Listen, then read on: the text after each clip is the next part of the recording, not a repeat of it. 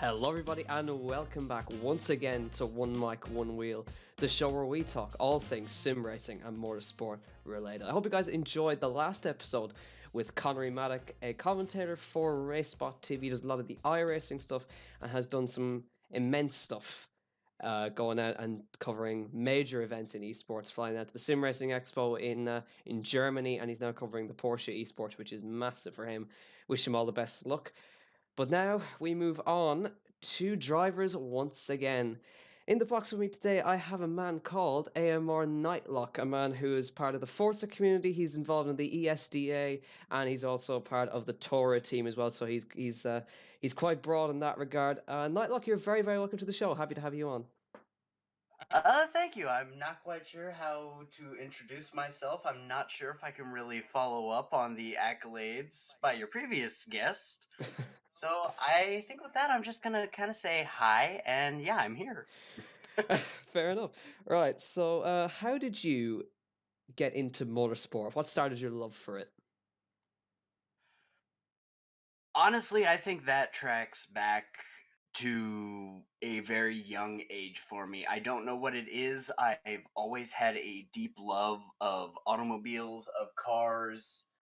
You know, funny fact is when I was actually a infant and when I was a toddler, my parents would have the worst time trying to get me to actually go to sleep at night. And the only way they could accomplish it was by going out and driving me around town in the car until I wound up passing out. And that is also the subsequent story of how my parents became very well acquainted with Steak and Shake. Okay, interesting.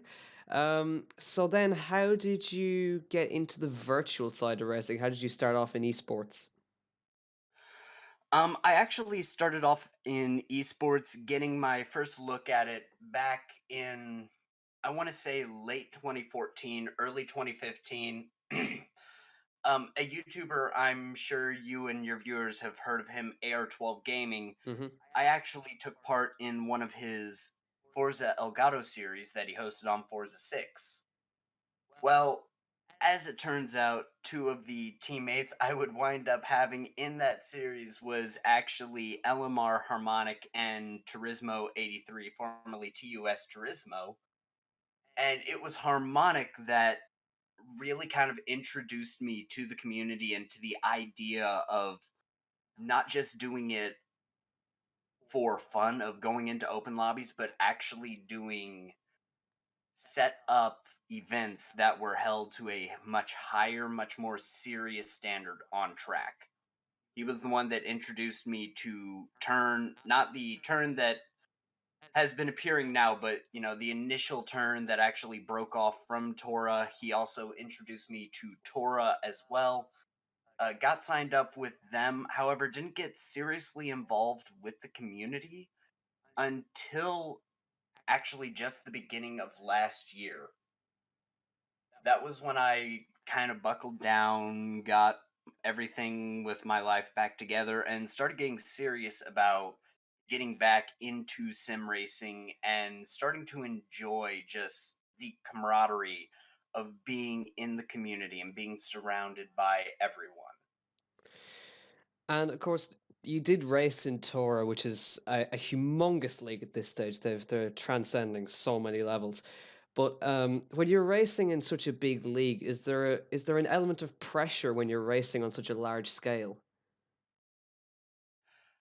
Definitely, especially for where I am at my current level, because I know I'm not one of the top guys there, so there's always that incentive of pressure because a lot of the people I'm close to that I'm friends with in the community, whether they're inside of AMR, inside of the team I'm with, or outside, they tend to outdo me in terms of raw pace when on track. So there's definitely quite a bit of pressure for me to try and step up and really live up to what I see them doing and chasing down the goal of keeping up pretty much. So whenever I manage to place in the upper half of lobbies for say a tour event, there's definitely a decent amount of pressure that I feel to try and per se give a performance on track befitting of where I managed to place in qualifying. And you did mention just there AMR, which is the team you're part of. Could you tell us a little bit about them and what made you decide to join them? Well, going into a bit of backstory, when I first started getting back into the community, I had wanted to find a team that I could run with, a solid, consistent group of people that I could drive with and practice with, which led me to a team called BDR or Black Diamond Racing. However, due to certain circumstances there, sorry about that, I wound up departing the team and actually starting my own, which was MNR or Midnight Racing. After leading them for a year due to personal circumstances and feelings on certain situations that were transpiring at the time, I decided to leave and was debating leaving the community altogether. However, I decided to stay within the community and keep racing because that's something that I love. And with everything that was going on, I shouldn't have let that take something that I enjoy so much away from me. So I started looking at teams around the community. The big ones I was looking at was obviously AMR, then alongside them LSEM and SVR. Those were the three main ones. The biggest incentive for me for joining AMR was I was fairly good friends with one of the members that was on the team, AMR Genesis. He was someone that I had talked with quite a bit, had practiced with on numerous occasions before actually joining the team. But then they had other drivers that were a fair bit faster than me. You have AMR Maverick, who is extremely good in open wheel cars, Indy cars, F1, things such as that. You have AMR Blackout and AMR Outlaw, who are very good in GT3 cars, who are very good with racing and battling within kind of that division. Oh, sorry. Who are very good with battling within kind of that division of racing.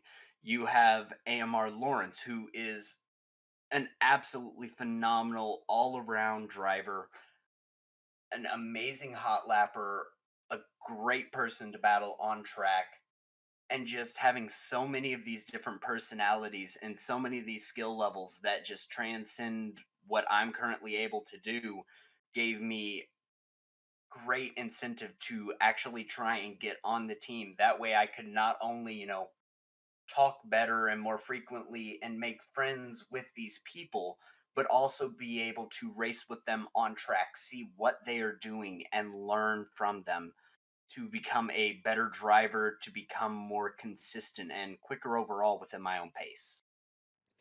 So, how would you describe the atmosphere within the team? Would you say it's kind of family orientated?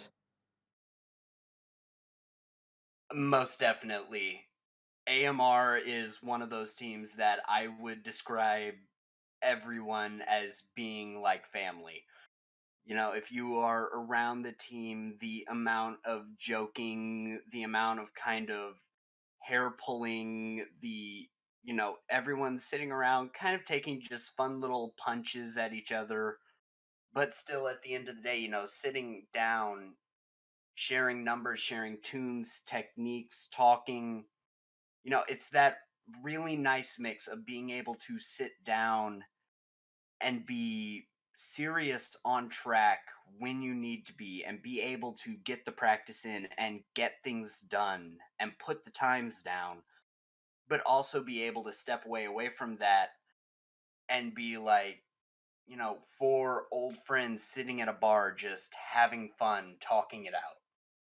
It's a really interesting dynamic that I think helps the team quite a bit in terms of remaining a cohesive group and remaining a place that people genuinely enjoy being.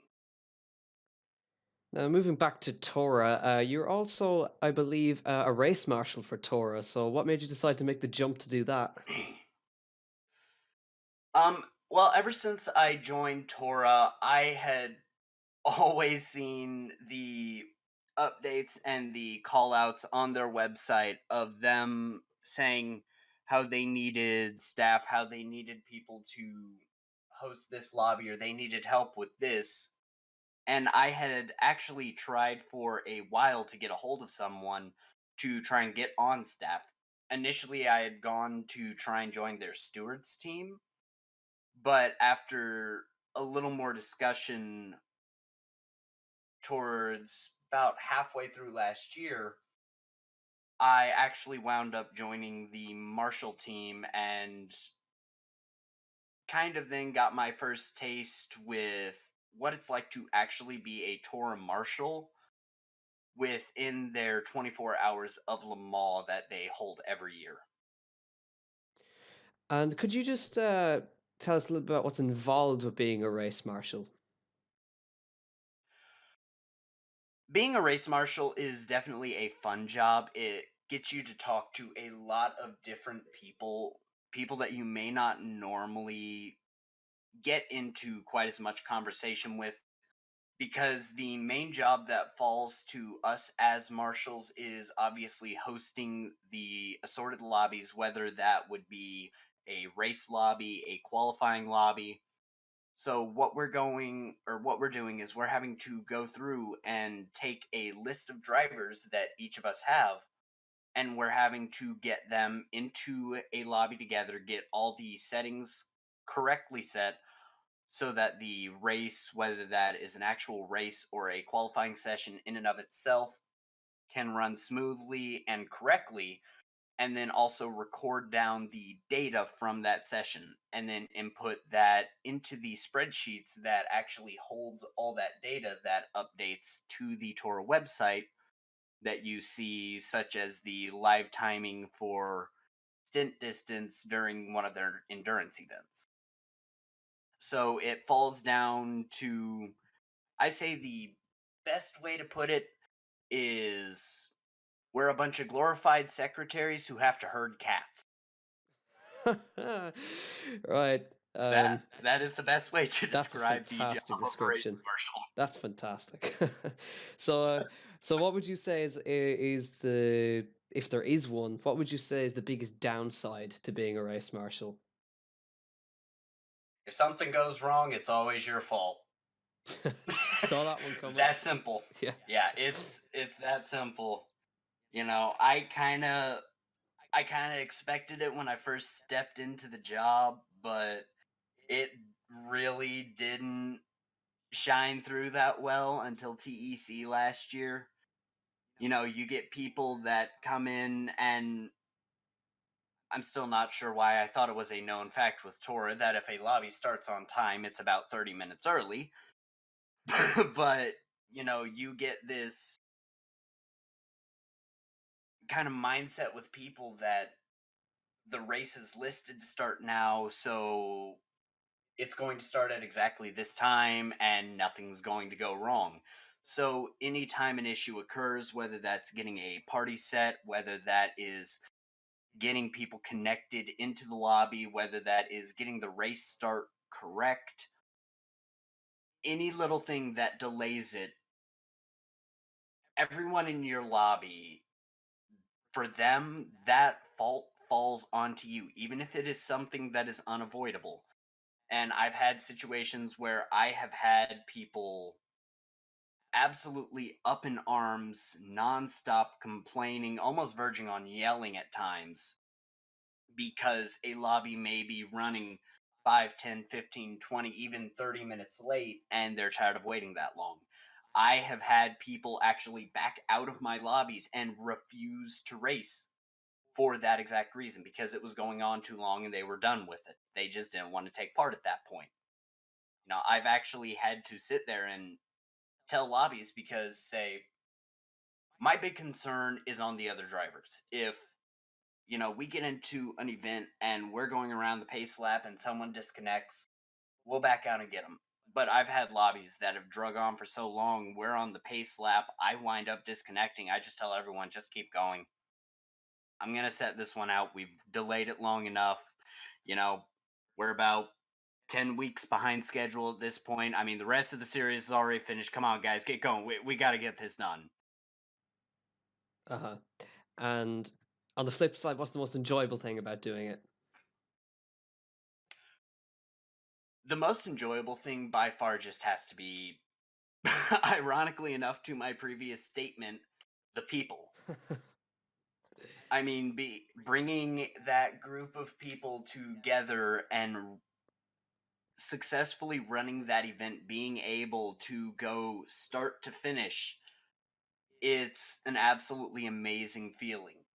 I mean, from getting everyone in there and taking the time going through reading off the list of gamer tags and inviting everyone until the very end where you're thanking everyone for coming out, wishing them the best of luck, whether that's in the race, in their next stint, whatever it is, and then watching everyone disperse, but knowing that you were able to help be a part of what put that on, and being able to sit there with the rest of the lobby with everyone in there and just talk and have fun with them and actually have some iota of control over the chaos is a very nice feeling.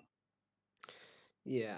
Um, so now you're also moving to becoming a coordinator at the ESDA, which is, I believe, esports drifting. Correct me if I'm wrong.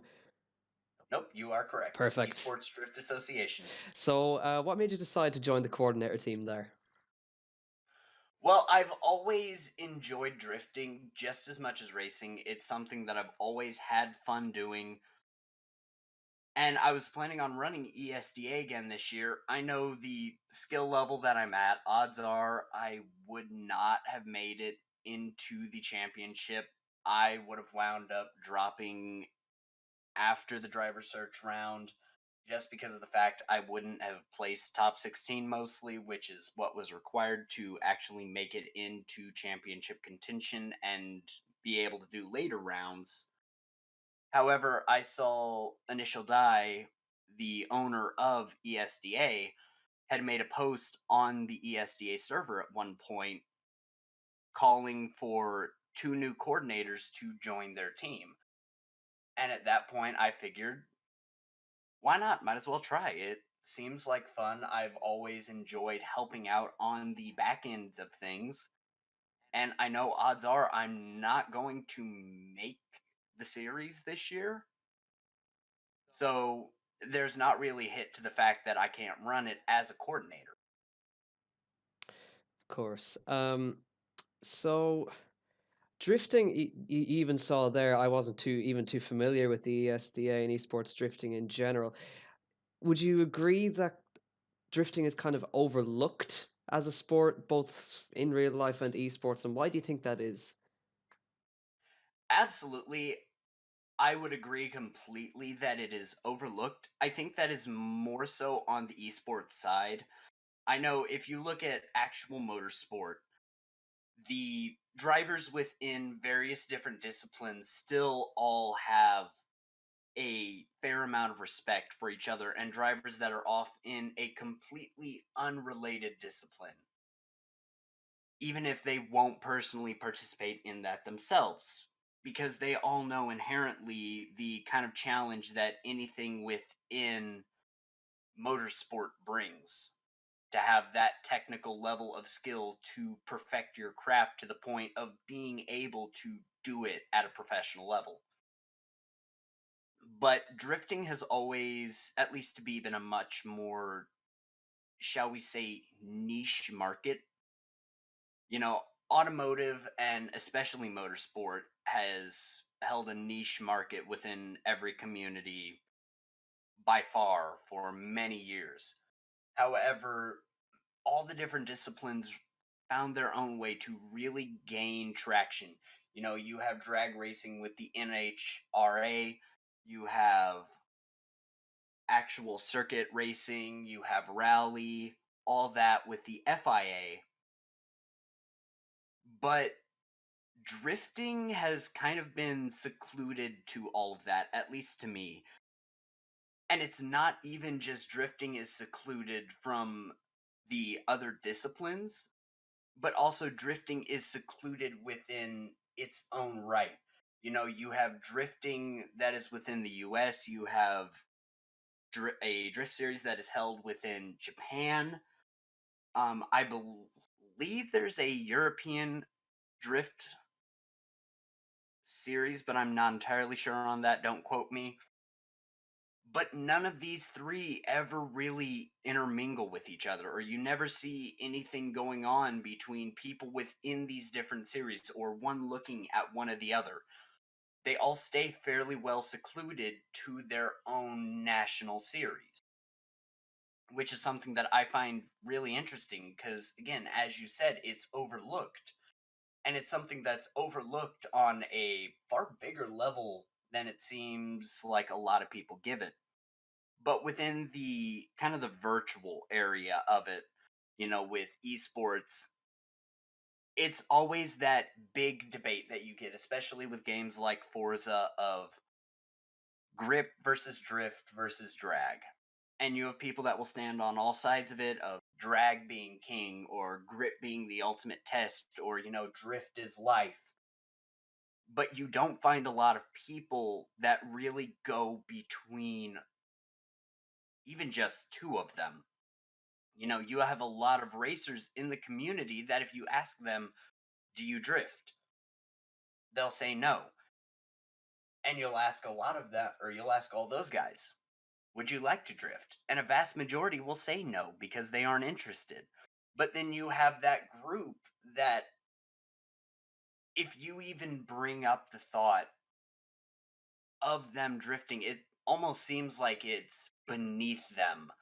There's almost a really condescending response to it because people seem to think that drifting is a lot easier than it actually is. And grant you, when you look at games like, the Need for Speed series, that really puts a bad rap for it because you have so many arcade racers that simplify drifting and simplify the physics and mechanics to an almost stupid level that anyone can just go over, pick it up for their first time, never having touched a racing game, and all of a sudden they're sliding around like a professional that's been drifting for years. And so people tend to think, at least to me it seems, that drifting is this very easy thing to get into and to effectively do. What they don't realize is the sheer amount of work that goes into actually performing the art of drifting and to actually trying to score in comps. I mean, you're talking about taking out a car that can be anywhere from 400 horsepower up to 1,000 plus, and you're talking about taking the back end, breaking it loose so that it is out of line with the car and controlling the car sideways around a turn, not just a little kind of kink, which is where a lot of people I feel like will get confused with it. They'll go around and the back end will slide a little bit, but I mean, even still, it's to the point where you don't even consider using counter steer. You'll still full lock the other time, but the back end sliding a little bit.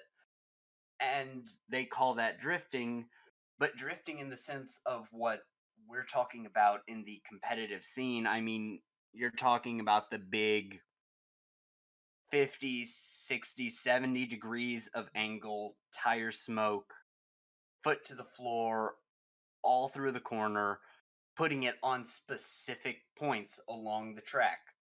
It is the art of controlled chaos. That is the best way I've ever heard drifting described. So, you did mention to me as well that I believe you're starting up a NASCAR league. Would you like to tell us a little bit about it? Yes.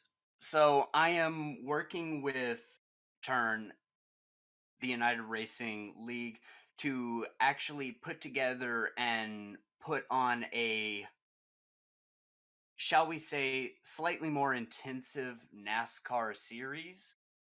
And by that, I mean taking the distances a little closer to what you see with the real life counterpart stock car series in the Monster Energy Cup. It's a 10 round series currently slated to start on May 3rd. It will be weekly races.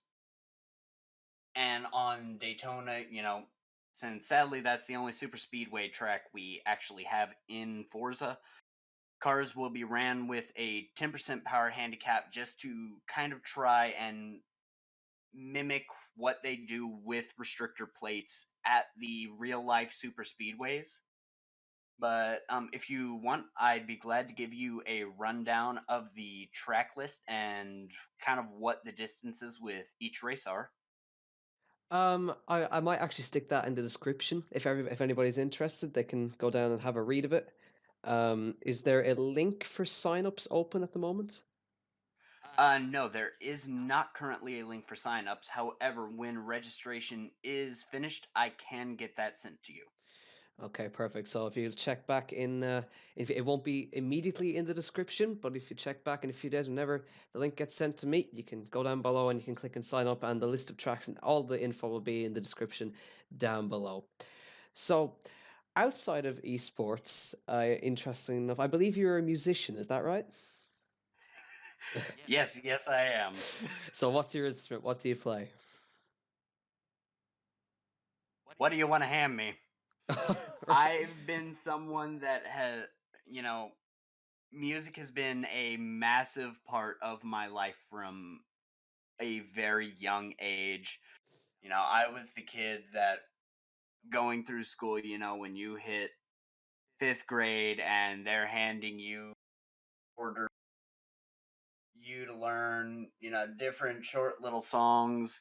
I was the one sitting there trying to figure out if I could learn Wanted Dead or Alive by Bon.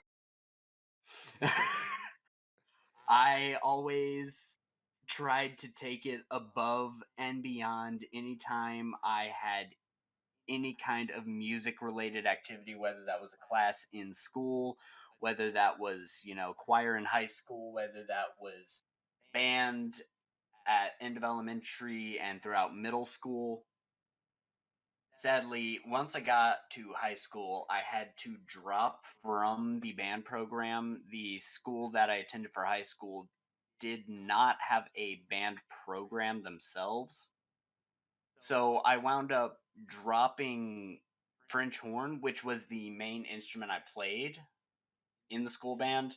I can realistically play any brass instrument you give me as long as you give me a day or two to learn and fully memorize all the fingerings. But I wound up putting French horn down in favor of really getting a little bit more serious about guitar and getting a little better at that. Trying to really work on my craft with more of the string side of things. From there, wound up teaching myself a little bit of piano shortly after that. Eventually picked up and learned how to play the electric bass, which came shortly after high school. I taught myself a little bit of how to sing and then also took vocal classes for that because when I was in high school, I was big into theater. And one thing that I absolutely loved to do was to take part in musicals. Yes, I was that nerdy kid.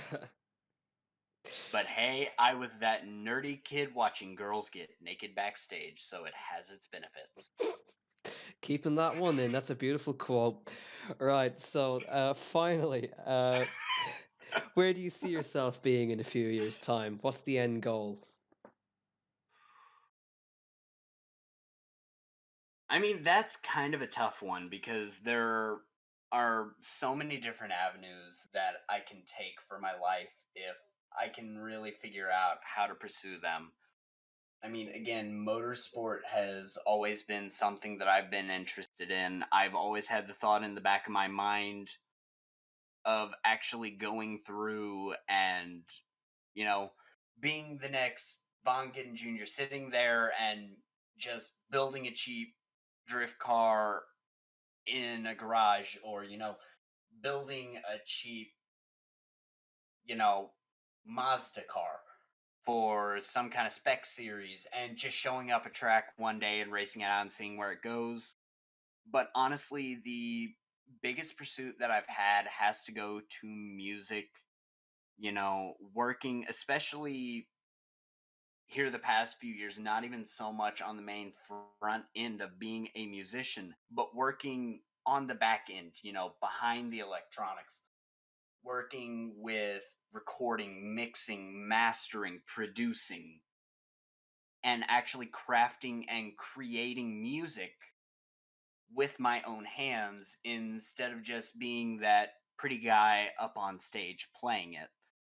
And if there's one thing that I could do, I would love to go through and, depending on where it takes me, either go through and get a college degree or get a certification for audio engineering. That way I could better get a job in a studio, working with the equipment, maintaining it, working with artists in studio, with recording, with mixing their music, with mastering it together, producing it, putting it out for the public to enjoy. Because music has always been the thing that I've personally gotten the most out of it. So for me, I always want to try and give back to that one medium that I've had ever since the beginning. That one medium that has really given me some kind of comfort or some kind of solace to really live with. So I think if I could choose any place and if I can see myself being anywhere, it would definitely be, yeah, it would definitely have to be as an audio engineer. Well, unfortunately, that is all we have time for. Nightlocke, thank you very, very much for coming on the show. It's been a pleasure talking to you, and I wish you all the best in your music career and everything going forward. Thank you. I appreciate it. It was nice being on here, and thank you for having me. So that has been episode number 11 of One Mic, One Wheel. I hope you guys enjoyed that one. Stay tuned for episode 12, where we will be talking to another member of the sim racing and motorsport community about their journey through their respective fields. Thank you all so much for watching, and we will see you next time for episode 12. Thank you, and goodbye.